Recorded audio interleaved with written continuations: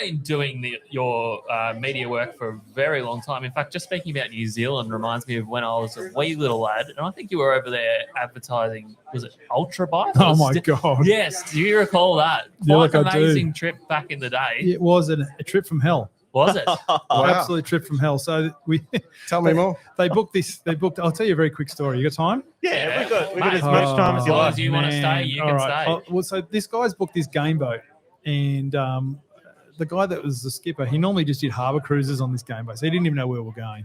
So we've gone down there. Anyway, the boat. Thank you.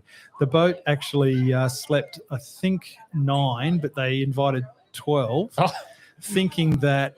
Some won't turn up. Well, they all turned up. Yeah. So I ended up sleeping on a bench that was, I'm a big lad and my shoulders were hanging off there. It was crap. Anyway, the fishing was really, really tough. So we were fishing 15, 16, 17 hours a day just to get some good content. And it was back in the ultrabite days, and that stuff actually worked really well. Yeah, I'll bet. But on the last night, we just had to sort of let off some steam, right? So I thought I'm going to have a few drinks tonight. So I started drinking a bit of rum and Coke.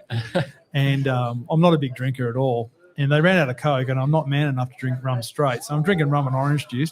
Dear. Yeah, it was pretty average. But anyway, I'm smashing that. The next day, not only was I hungover, but you probably know I get very, very seasick. Oh, wow. My grandfather was a professional fisherman and he got seasick every day. Do you take pills? I take everything, mate, and nothing works. I've got to go speak to Andrew. Your mate Andrew, Yeah, I've got to get He's got the pie here bomb or his version of it? No, I have actually tried. It didn't work for me either. Same with Joseph here. He suffers the same affliction. So look, I love fishing, but it's funny when you're not connected to something that's ripping you into the water. Gee, you throw up. Well, I just recently got helicoptered out of off a boat in Darwin, and you're joking. No, taken to hospital because I I had a virus and all sorts of it, but it was mainly being seasick. But anyway, getting back to the story. Yeah. So the next morning it was really, really rough. So not only was I hungover, I was also seasick, and unfortunately for me, when that happens, it comes out both ends. Yep. All right, you with me? We've all been there. There's one toilet on the boat, and it's out on the deck. Dear. And I go to get in the toilet, and there's this massive South African dude in there.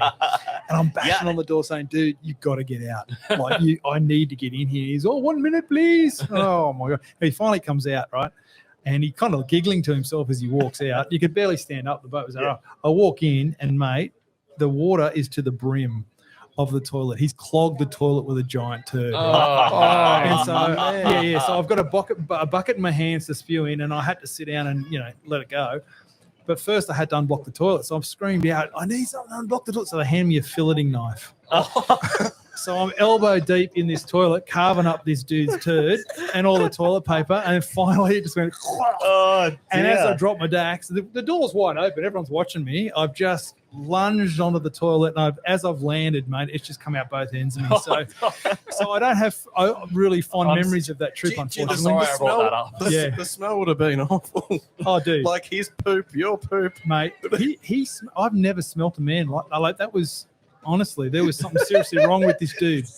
I couldn't look him in the eye after that. It was you should have been on our houseboat trip at Eildon when we were actually at my Bucks party and Joseph served everyone up the world's hottest. He stitched us up with hot sauce chicken wings. 10 blokes on a houseboat. Not just an ordinary hot wing. It was the world's most hottest chili sauce. Everybody knew what they were signing up for. I said, look, we got they didn't. You stitched everyone up.